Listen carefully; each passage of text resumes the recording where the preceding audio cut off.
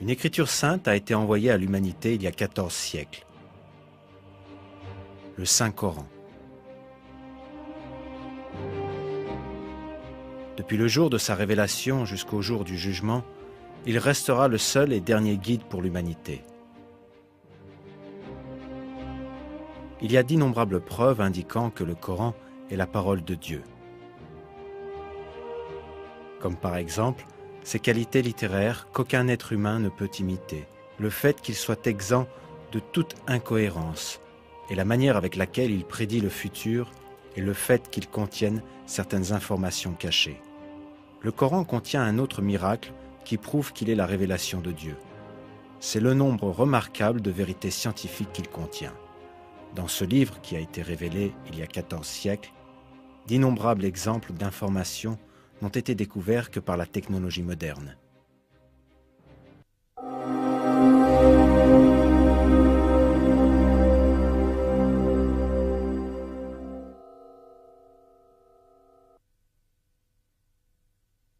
Il a créé les cieux et la terre en toute vérité. Il enroule la nuit sur le jour et enroule le jour sur la nuit.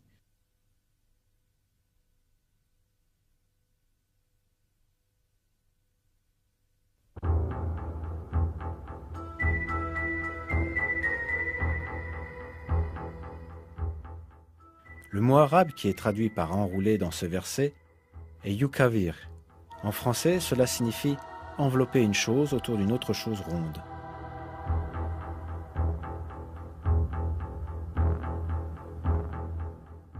L'information donnée dans le verset concernant le jour et la nuit qui s'enroulent l'un sur l'autre inclut des données précises sur la forme du monde.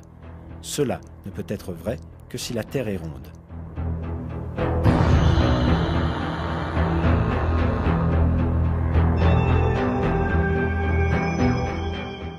Cependant, on pensait alors que le monde était plat.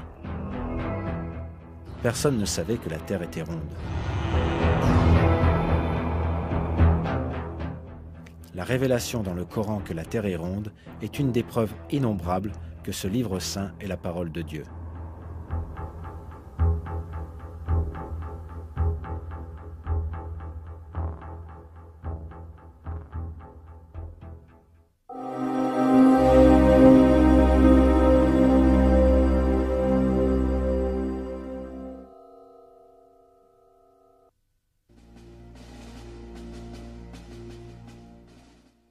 Un verset dans le Coran attire l'attention sur une caractéristique très importante des montagnes, la fonction de prévention des chocs dans la terre.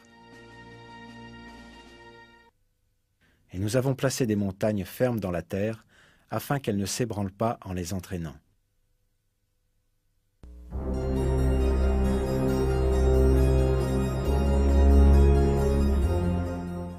Et la géologie confirme aujourd'hui cette caractéristique des montagnes. Autrefois, on pensait que les montagnes étaient de simples protubérances s'élevant à la surface de la Terre. Cependant, au XXe siècle, les scientifiques ont réalisé que ce n'est pas le cas.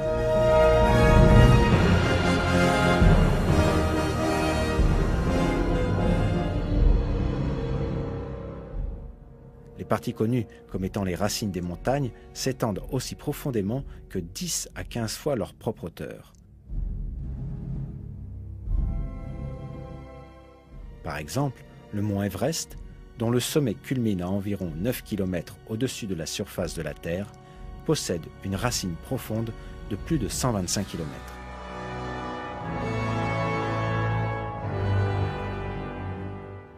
Les montagnes apparaissent suite au mouvement et aux collisions des plaques massives formant la croûte terrestre.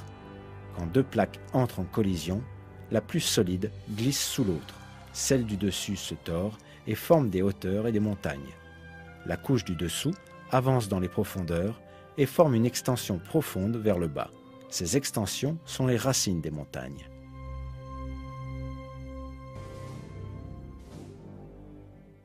Grâce à leurs racines, les montagnes fixent la croûte terrestre. Par conséquent, elles empêchent tout glissement sur la couche de magma ou parmi les couches elles-mêmes, et elles empêchent également de grandes secousses terrestres.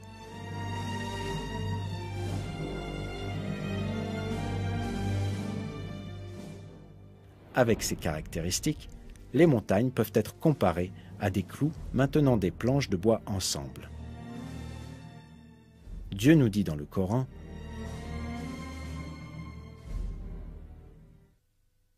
« N'avons-nous pas fait de la terre une couche et placé les montagnes comme des piquets ?»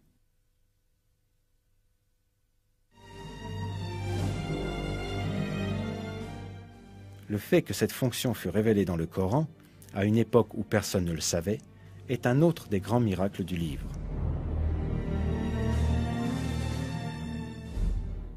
S'il n'y avait pas l'effet fixant des montagnes, le sol ne tiendrait pas à la surface de la terre, l'eau ne s'accumulerait pas dans le sol, aucune plante ne pousserait.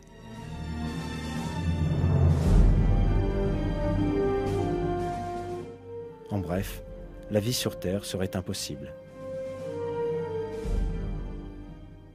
Grâce à la miséricorde de Dieu, cependant, la terre est capable d'entretenir la vie.